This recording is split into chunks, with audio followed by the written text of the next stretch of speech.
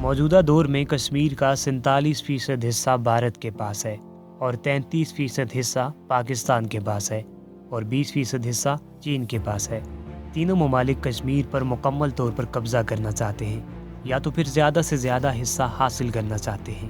آئیے اس سنگین مسئلے کی تاریخ پر نظر دوڑاتے ہیں۔ جب متحدہ ہندوستان کو تقسیم کیا گیا تو مسلم اکثریت والے علاقے پاکستان کے ساتھ شامل ہونا تھے، جبکہ ہندو اکثریت والے علاقے بھارت کے ساتھ شامل ہونا تھے۔ تقسیم کے وقت ریاستوں کو یہ آزادی بھی دی گئی کہ وہ جس کسی کے ساتھ بھی الحاق کرنا چاہیں کر سکتی ہیں، اور اکثر ریاستوں نے ایسا کیا۔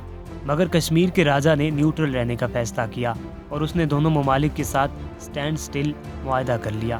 کیونکہ کشمیر کی 70% سے زیادہ آبادی مسلمانوں پر مشتمل تھی اور وہ پاکستان کے ساتھ الحاق بھی چاہتی تھی، اس لیے انہیں راجا کا یہ فیصلہ پسند نہ آیا اور انہوں نے راجا کے خلاف بغاوت کر دی۔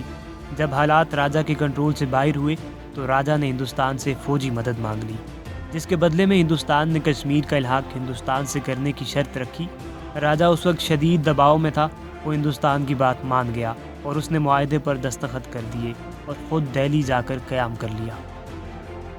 بھارت نے کشمیر میں اپنی فوجیں اتار دی تو بدلے میں پاکستان نے بھی قبائلی لوگوں کی مدد سے کشمیر میں فوج بھیج دی۔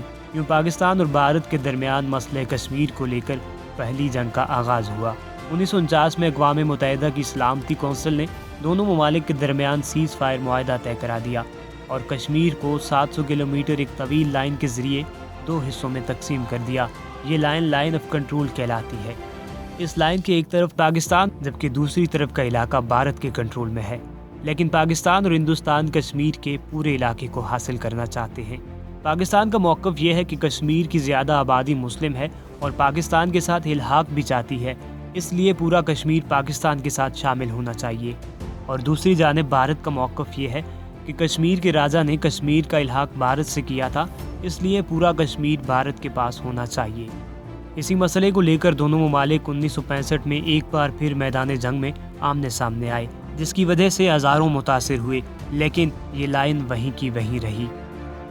1987 میں کشمیر میں الیکشن ہوئے جس میں بھارت کی حمایت یافتہ پارٹی کو جتوا دیا گیا، مگر کشمیریوں کو یہ بات پسند نہ آئی اور وہ سڑکوں پر نکل آئے، جس کے رد عمل میں بھارت نے کھل کر طاقت کا استعمال کیا، جس کے نتیجے میں ہزاروں ہلاک اور زخمی ہوئے۔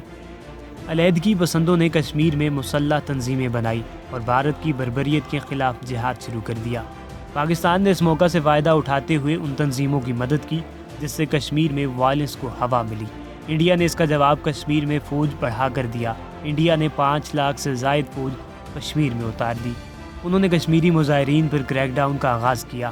اس کریک ڈاؤن میں ہزاروں کشمیریوں کو شہید کیا گیا۔ 1998 میں دونوں ممالک نے بڑے پیمانے پر نیوکلیئر ہتھیار ٹیسٹ کیے اور 1999 میں دونوں ممالک ایک بار پھر جنگ میں کود گئے، مگر لائن آف کنٹرول وہیں کی وہیں رہی۔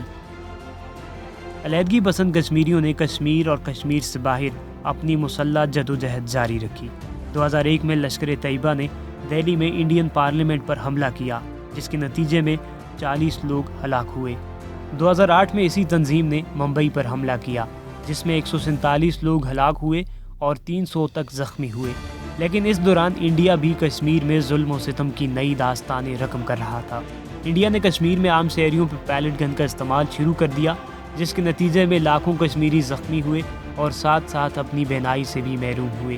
اور پھر 2019 میں ایک کشمیری نوجوان عدیل احمد ڈار نے بھارتی کانوائے پر حملہ کیا، جس کے نتیجے میں 40 سے زائد اہلکار ہلاک ہوئے۔ عدیل کے والدین کے مطابق 2016 میں بھارتی پولیس نے عدیل کو سڑک پر روکا تھا اور ان سے کہا تھا کہ ناک سے سڑک پر لکیر بناؤ۔ پھر اسی سال احتجاج کے دوران پولیس کی ایک گولی ان کی ٹانگ میں لگی۔ اگلے سال عدیل نے گھر چھوڑ کر جیش محمد جوائن کر لی اور پھر 2019 میں بھارتی کانوائے پر حملہ کیا۔ اب انڈیا نے کشمیر میں مزید فوج بھیج دی ہے تاکہ کشمیریوں کی مزاحمت روکی جا سکے۔ 1947 سے اب تک کشمیر میں 50,000 سے زائد لوگ ہلاک ہو چکے ہیں۔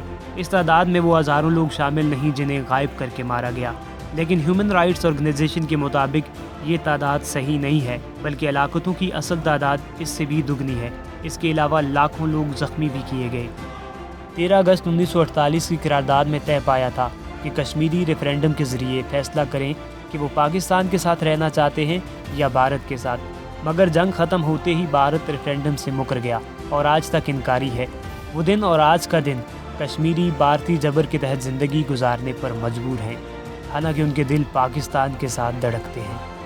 اگر آپ کو ہماری آج کی یہ کاوش پسند آئی ہے تو ویڈیو کو لائک کریں اور اس کے ساتھ ہی ہمیں دیجیے اجازت۔ اللہ نگہبان۔ کشمیر تیرا حسن ہوا درد کی تصویر، آنسو ہے تیری آنکھ میں پیروں میں زنجیر۔ وہ کہتے ہیں آزادی کو ایک خواب ہی سمجھو، ہم کہتے ہیں ہر خواب کی ایک ہوتی ہے تعبیر۔ کشمیر کشمیر میرے کشمیر۔